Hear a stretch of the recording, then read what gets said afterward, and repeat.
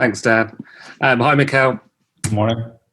You're on the verge now of leading your team out at Wembley for your first FA Cup final as a head coach. Can you just describe your emotions ahead of the game?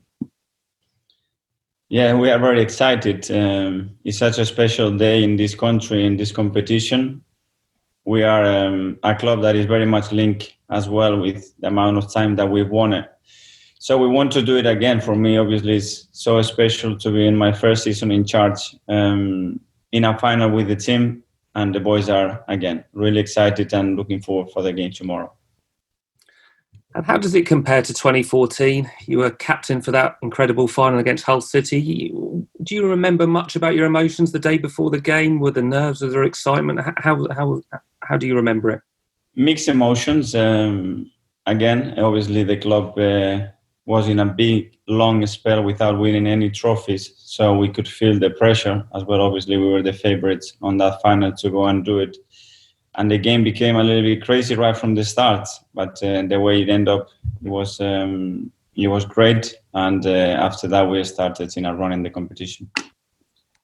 And talking of that 2014 final, how special of a memory is that in terms of your overall playing careers? Is that something that you still think about now?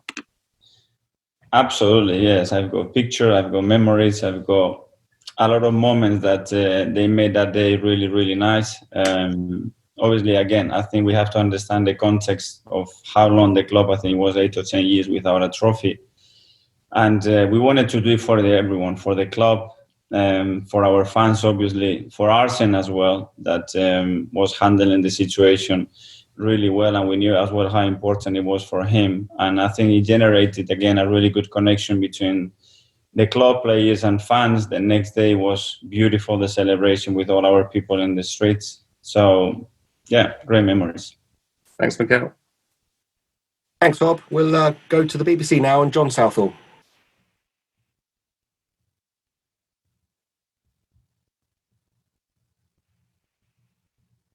John, can you hear us? Should we come back to you, John? Okay, we'll come back to John. We'll move on to Talk Sport and Ian Abrahams. Hi, Mikel. Good morning. How are you? Hi, Ian. Chelsea are favourites tomorrow. Not often Arsenal go into an FA Cup final as the underdogs. How do you feel about that? I don't know. It's a final. The only aim, the only focus, and all our energy is going to be on winning that trophy tomorrow. It doesn't matter where we start. Two big clubs playing each other. Chelsea is in a really good moment. They've come back so far in this season where they are playing at a really good level, and we're going to go for it. David Luiz against his old club, you'll be hoping he puts in the sort of performance he did in the semi-final. And Olivier Giroud, who of course you know from your days at Arsenal as well. Some great stories around this cup final. It's always good connections when these moments arrive. With Oli, you can see in the last few months how he's performing, the amount of goals he has scored for them. We know him; he's got experience in the finals as well. In the case of David, such a special day again for him to play with his former club. Yes, hopefully he can do the performance that he did against City on the semi-final. Do you think Olivier Giroud was underappreciated or underrated by Arsenal fans when he played for Arsenal? I never got the impression when I compare him to other great strikers that Arsenal had that they really appreciated how good he was. Well, I don't know. Probably the standards of those strikers are so high. Probably the demands are incredibly high. But I think the fans show a lot of appreciation to Olivier and as well at the club and the dressing room did at the time. And finally, from me, you've spoken quite a lot this season about financially going forward for Arsenal. So tomorrow is a big day for them to try and get into Europe because of that. But also for Pierre-Emerick Aubameyang, still yet to sign a new contract. I mean, if there's European football next season, probably everyone would share your confidence. If there isn't, then maybe they wouldn't. So it's a massive day for the football club and for a lot of the players on display tomorrow, isn't it? Yeah, it is. I wouldn't like to talk or link too much these two factors, but it's a reality, obviously, that financially will be really helpful, and obviously in the sporting side as well, because to play in Europe for this club, it's a must, and we've got the opportunity to do both tomorrow. Good luck tomorrow, Mikel. Thank you. Thanks, Ian. We'll move to Carrie Brown from BeanymanSports. Good morning, Mikel. This is a very special moment for you, but will it be a little less stressful going out into the dugout when you're not up against your former boss, Pep Guardiola? No, I think it's a final. The pressure is there, the emotions are there, and it's not going to make it any easier. I think we've got a great opponent in front of us, and we've got enough with that. I want to talk about the opponent in the dugout next to you, Frank Lampard. Both, what do you remember of him as a player that you now see in him as a manager? And the two of you are already being projected as the next, maybe Klopp and Guardiola. What's that like to hear? And do you see similarities in your mentality and your playing styles? Well, about Frank as a player, absolutely top. I think the consistency that he was able to play for that many years in the position he plays, such a big club, and doing what he did, it was incredible. Big credit to him on that. And as a manager, he's shown, since we went to Derby, the kind of person, the ambition that he has, and the way that he encourages his team to play. And again, this season he's done a really good job. We are both young. We are both trying to learn as well our position. So I wouldn't like to compare to the two managers that you mentioned at the moment. This is the heads-up FA Cup final. I know that you've spoken to Prince William, the Duke of Cambridge, about connecting with your team and mental health to your team. But as you're going into this big occasion, how important is it to get the mentality of your players right? And who was the biggest coach that influenced you on that, on the mentality to take into a game day, on what you say to them in a dressing room ahead of this final? Well, first of all, the work that they've done, it's absolutely incredible. It's something that people doesn't really want to talk about it, and it's so important, and sometimes much more important even than the physical aspect, because they are both very much linked. So it's great that such a topic, we can do it openly, and they have given the name to the cup this season. That's first of all. And second one, well, I have so many different managers. If you want to talk about someone that obviously has been an example, or I've seen how to prepare for a final like this, with the experience he had, the amount of title that he has won, obviously I have to mention Pep, and of course I have to mention Arteta as well. And for you, can you remember a team talk before going into the tunnel? How are you going to do it? How much will you talk in that dressing room before these players come out? Do you give them lots of instructions, or do you leave a final thought? What's your preparation? Can you give us an insight what will be done in that dressing room? I always need to have the feelings of how we are, and I need to smell it a little bit. And then sometimes I will act in a natural way, and sometimes I will have something prepared. But something that is prepared, sometimes when you don't believe that is the right moment to do it, you don't have to do it. So I will see tomorrow how we are, what is needed, and try to top them up. We've been speaking to your players ahead of this cup final, and they've said that you can make this a destination club, that you will attract players to it, that you've got such a strong bond that you will keep players even if they want to leave, even Aubameyang. What's that like to hear, that players are loving playing under you so much, and why are you enjoying this experience? Well, for me, it's the most important part of the job, but when you are feeling that you are making your players happy, that they are enjoying their professions, that you are really help them to feel how lucky they are to play for this football club and to play the sport that we play. We need connections at the end. The human beings relationship are key on all of that. You need your players to support you, to give the best for you, to give the best for each other. So to hear these things, obviously, it makes me happy, because I have the same feelings towards them. Jorginho, when Arsenal played against Chelsea in December, pulled back two of your players. You didn't win a penalty. I said to Lacazette, does he need to follow Traore's mark and put baby oil on his arms? Is that something you'll be recommending to your players ahead of this encounter? No, he's a clever player. He knows what he's doing, and he's part of the competition. So leave it there. Thank you. Thanks. Thanks, Carrie. We'll move on to John Southall from the BBC. Let's try again. Mikel, can you hear me now? Yes. You can. Hi, good morning. You talk about how you feel as a manager going into a big game like this. are there different emotions from when you were a player? Do you get nervous before big games, or is it different to when you used to play? I don't know if it's nervous. It's just you are anxious for the day to come, to play the occasion, to be on that pitch, because all the preparation, and obviously the day when you are sitting in the hotel, in the Hilton Hotel next to Wembley, and you see all this atmosphere, families, and you just want to go there on the pitch and start the game and grab that trophy as quick as possible. And it's the same feeling that I have today. I want already to be tomorrow, be there and feel my players and go out there and win that title. How big would it be to win the FA Cup in your first season for the development of the side you're building at Arsenal?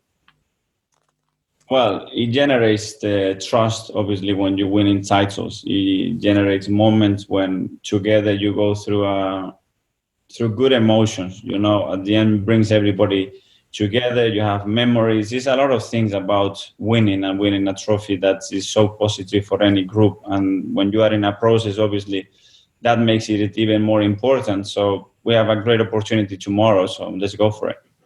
You spoke about when you won the FA Cup and celebrating and sharing it with the fans. So how different is it going to be tomorrow? Obviously, you're going to play in front of a vast empty Wembley Stadium, not having supporters there for an FA Cup final. Well, for me, I always say that is for me the most beautiful day in English football. The last game of the season, everybody's waiting, everybody's watching, and the atmosphere at Wembley with two halves of that stadium with different colors is incredibly beautiful to play, and it's a shame that we cannot enjoy that moment. Well, good luck. Thank you. Thanks, John. We'll now move to Aidan McGee from Sky Sports.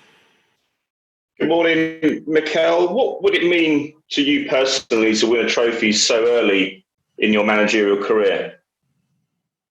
Well, it would be absolutely great. We've worked so hard since I joined here to try to bring this club back to winning titles. So if we can achieve that, I would be delighted. But not for myself. I think for the players and the club, that they've been through some very difficult moments in the last few seasons, and as well for our fans, because they really deserve to give them some joy and nice moments. Are you surprised at how Olivier Giroud has rebuilt his career in recent months at Arsenal? What kind of threat does he pose to you on the day? Because he wasn't just, as Ian suggested, possibly a little bit underappreciated by Arsenal fans, but I mean, his Chelsea career was going nowhere as well before Christmas. Well, I'm not surprised because I know Oli and he's a fighter. And even when he was playing for Arsenal, he had some difficult moments, but he always reacts. He always works really hard. Comparing with the greatest is like always, they've done it and they did it for long periods. They were really successful at the club. So any comparison with them is always difficult. I'm glad that he's doing really well. Hopefully tomorrow he won't do that well. 10 points was the difference in the Premier League last season between Arsenal and Chelsea. Do you think that's a fair reflection of the gap in quality between the two teams? Well, at the end of the day, I always say that the league table doesn't lie too much. You can look at some decision, even on the games that we played together, that we could have the gap a little bit smaller, but they've come a long way. They've done a lot of right things this year. I think Frank has evolved the team in a really positive way, and you can see the results that they've been having. You've spoken about Pierre-Emerick Aubameyang previously, but in your heart, do you fear that this might be his last game in an Arsenal shirt? No, I don't have that feeling. You said that beautiful moments like possibly winning the FA Cup might be enough to keep him there, but is this a big enough competition to influence his decision for next season? No, what I said is it's a package at the end. You need to have a lot of ingredients on the table to persuade a player of his level to be at this football club. Don't forget that he still has a contract here with us. We wanted to keep him and do it in a more long term, but at the moment he's with us, and I think he should be really proud of where he is as well. Can we expect something similar tactically from your team compared to what we saw against Manchester City? Because I think it surprised a lot of people the way you played and the success that it brought. It's a final. It's a different game. It's a different opponent with different qualities, so you cannot approach the game in the same way. Thank you. Thank you. Thanks, Aidan. We'll now move to Mark Bryans from the Press Association. Morning, Mikel. Yeah. Just wondered if I could check, did you watch the Europa League final last year? Yes, I did. What gives you the confidence that there will be a different outcome in this final to that one last year? Because a year in football is a different life already. Even 2 weeks sometimes or 3 days later, you can see a team performing in a way and then can be a different team. So I think there is not many things to get from that. Have you felt the need to talk to the squad about last year's final ahead of this one at all? No. Could I also check, obviously you played under the most successful manager in the history of the FA Cup in Arsene. Has he been in touch at all ahead of the final? No, I haven't been in touch with him. I've been in touch in the last few months a few times with him, but not before the final. Obviously, we get told pretty much every year the FA Cup means less and less every season, but to him in particular, he put a lot of importance on the FA Cup. Did that rub off on you? So you hold it in as high regard as he did. Well, I know what managers think about the FA Cup right now and how difficult it is in the league to win a title. To win the Premier League is only one team, so every trophy becomes massive, and you can set how the competition has evolved. Like the teams, the type of lineups that they used to do before, the type of lineups now, and the importance of everybody's doing. Look at the semi-finals, the teams that were involved. If you compare that with years ago, it's pretty different. So I think that's a good way to measure how the clubs and managers are giving the importance to the competition. And Chelsea, obviously, they finished fourth in the Premier League, so they're assured of European football next year. So in that regard, there's a little bit less pressure on them tomorrow. How much do you have to make sure your players are focused only on winning the cup rather than what that would mean for next season? We have to play the game and try to win the game, perform at the highest level. We know the opponent we're going to have in front of us there, and the rest is a consequence of our performance and what we do on the day. That's it. Great. Thanks, Mikel. Thank you. Thanks, Mark. We'll now move to Nick Callow from Haters. Hi, Mikel. Just want to talk a bit more about the differences between you and Chelsea. You've spoken in recent weeks about trying to close the gap to Liverpool and Man City. It would seem on paper, the players and the current squad, there's not a lot to choose between the two clubs. But in terms of finance and structure and recruitment, is it quite a big gap between you and Chelsea? Well, I don't know how they are structured, what the resources are for them. Obviously, you can see the squad that they have at the moment and the amount of players that they have, the quality of the players that they have, and the good work that they are doing. So we have some really good players as well. We are a good squad. We are an incredible club. So I think we are both in a good position. Yeah, I'm not disputing that. You're talking about some of the cup final traditions. Obviously, there's not many you can have this year. Emi Martinez was saying that he's going to miss not being able to see his parents and his brother and other members of his family at Wembley. Who are you going to be missing this weekend? Have you got people coming to England to see you? Or? No, nobody's coming to the game. Obviously, my wife, my kids, my family, every time I've been in that competition, whether it was as a player or was a part of a coaching staff, I always have my family there. It gives a lot of energy, and the fact that they are there enjoying that day, it makes it even more special. So I think we're all going to miss that part. So are your family planning to have a cup final party at home or anything like that? Yeah, they will do it at home for sure, yes. And what will you do with the players afterwards? Will they just all have a shower and all go home, or is there plans to meet up at the training ground? Or what we have to do is win it, and then we will enjoy together. But let's win it. All right. Thanks, Mikel. Thank you. Thanks, Nick. Now Simon Collins from the Evening Standard. Hi, Mikel. Hello. Can you just give us a bit of an insight into what those conversations with Arsene were about and what you were discussing? No, it's private conversation. It's great to have him on board. He gives you great advice, and just talking to him, he's got such a knowledge. He's such an intelligent person that just knowing that he's there and he's going to be supporting us and supporting me, I feel calmer. As someone to talk to about Arsenal, he's about as good a sounding board as you could have in the business, I guess. I think in football world that you can talk about anything with him, and you just have to learn, get the book out and take some notes. And you were speaking about Oba, how it's all about the whole package, but you know what it's like to be wearing that armband at Wembley, to be lifting the FA Cup. Surely something like that for Pierre to experience would make him think that this is the place for him to be. Absolutely. I think that has a strong link with everything that you want to experience as a player. And the fact that winning a trophy helps, to really believe and feel, wow, I want one or more of those moments as well. If you are wearing the armband and you are able to lift that cup, it's such a moment. And this is going to help for sure. And just lastly, I know you spoke earlier this week, I think, in an interview saying you're looking to add to your coaching staff this summer. Have you got any names in mind? Because we're hearing things about Dennis Bergkamp and someone like that coming back to the club. Is there anything you can tell us on that front? At the end of the season, we will talk about it. Thanks, Mikel. Okay, thanks, Simon. That section was embargoed until 9:45, everyone. So 9:45 a.m. embargo there. Now we move on to